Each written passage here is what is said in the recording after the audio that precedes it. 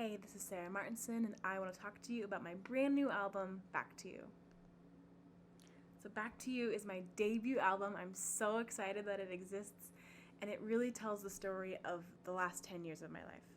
There are songs about love, about loss, about procrastination, about dancing, about moving away, about finding what you want.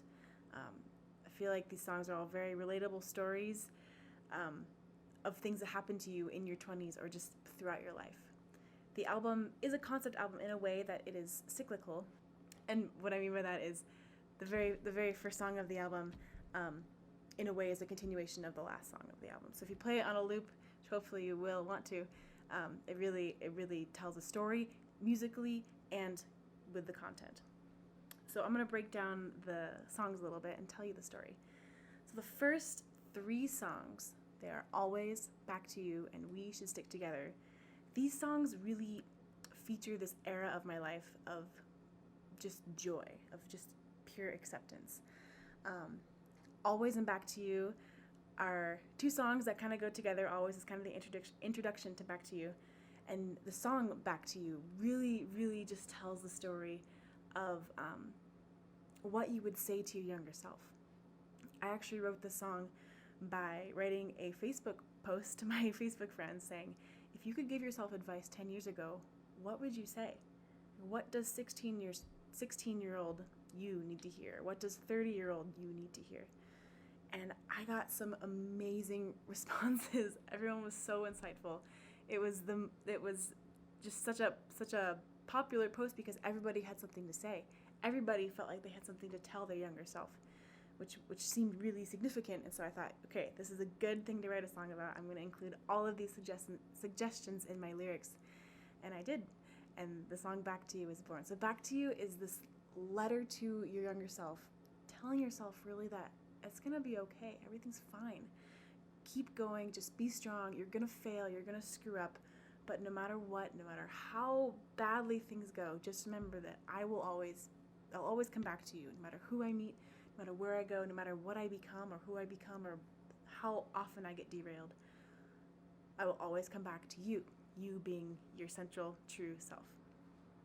So that is kind of the idea of that song, and it really encompasses the whole album because the album goes through all these different stories and all these different struggles, and really, truly, in the end of all of that, I have to remember that I am coming back to myself. I am me, and all of this is me. And no matter what I go through, I can always come back to who I am. So the third song in this little set of joy is called We Should Stick Together. And this song is, it's a disco song, and it was inspired by the funky 70s disco jams. I love Earth, Wind & Fire. I love Sister Sledge. I love everything from that era, everything in that vibe that just makes you feel so good. So I wanted to recreate that really feel-good, natural 70s, earthy, live disco sound. And the song is really just a happy song about dancing, a song about being at the club, finding somebody who you can fall in love with, and just enjoying your life. So the next few songs, those would be Tough Love, All I Ever, and Fly Away Birdie. Those songs really focus on this next era of my life, which is about feeling stuck, feeling trapped. Maybe you are feeling stuck in a job that you have. Maybe you're in a bad relationship. Whatever gives you that feeling of just not really fulfilling yourself or not being able to get out of a situation. That's what these songs are about. So Tough Love is a song that is written very specifically about a certain place and time in my life. And anyone who's from that place and time will know that that's what it's about. But it's the whole song has a lot of imagery about Alaska and about all these different stories revolving around Alaska.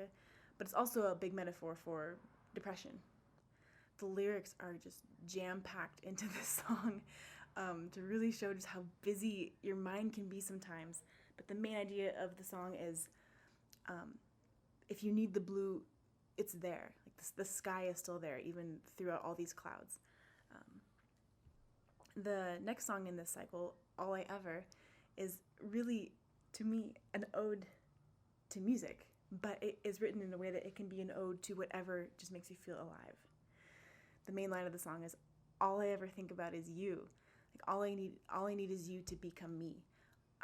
It's really just a profound confession of 100% committed love towards something. And to me, that song is about music. It's about how music makes me feel alive, how I feel at home, how if I'm lost, I can follow music and see where it takes me.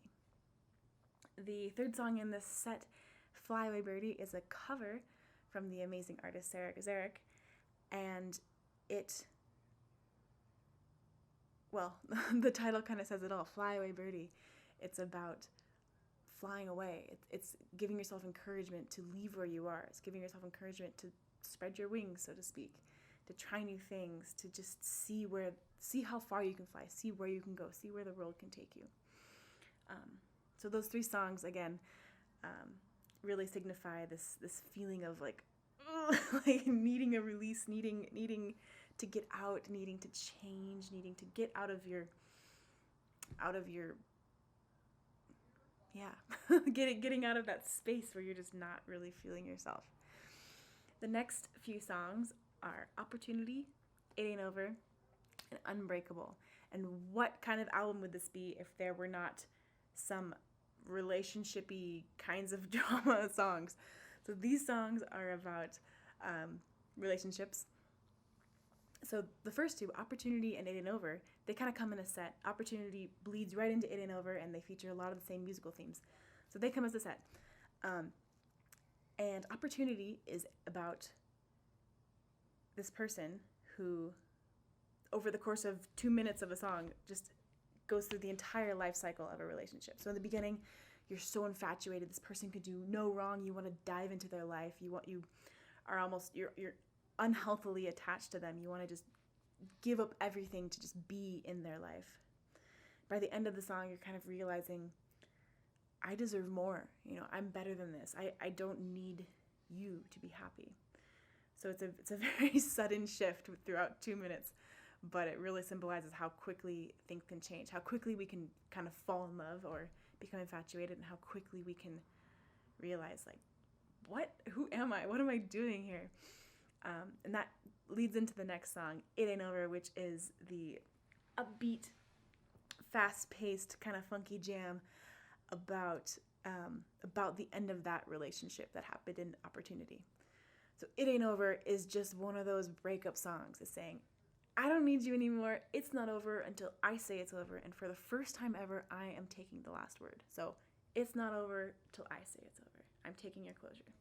That's the whole point of the song. It's just a kind of feel-good, fun breakup jam, because there's so many sad breakup songs. We need some fun ones, right? So the next song in this set of relationship drama is Unbreakable. Unbreakable tells the story of finally realizing that you're stronger than your situation.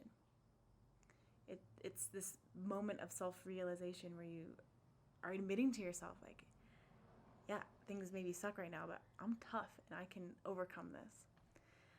It's a very emotional and kind of dramatic power pop piano ballad, and you just have to hear it. The last two songs in this album are the final era of this cycle of storytelling, and the last two songs are about grief and loss. So the first one, Bluebirds, was based on a question that I had. And that question was, what would happen if I wrote a song about questions? So I knew I wanted to call it Bluebirds. I had nothing else, no melody, no ideas, no lyrics, but it was going to be called Bluebirds. And so I started asking questions that would lead to bluebirds. So I started asking all these questions about nature, asking, do the trees really listen to the birds and the bees? And do the flowers bloom when nobody's watching them? And do the waves know where they're going? And do the clouds hug the mountains? All of these questions that really personify all these different aspects of nature. And that led me to the main idea of the song, the main questions in the chorus, which is, why do bluebirds still sing when you're not around? Don't they share my gloom? If bluebirds can still sing even when they're feeling down, then maybe I can sing too. So it's really a very cheerful, very energetic, and very kind of full of nature imagery type of song, but it's really about loss and saying, man, if nature can keep going, even when nature is losing everything, even when everything's dying, if the birds can keep singing and if the grass keeps growing, then maybe I can keep going on too. And the last song, If We Knew, was actually written by my brother, Benjamin Martinson, and it is a more somber take on loss and grief.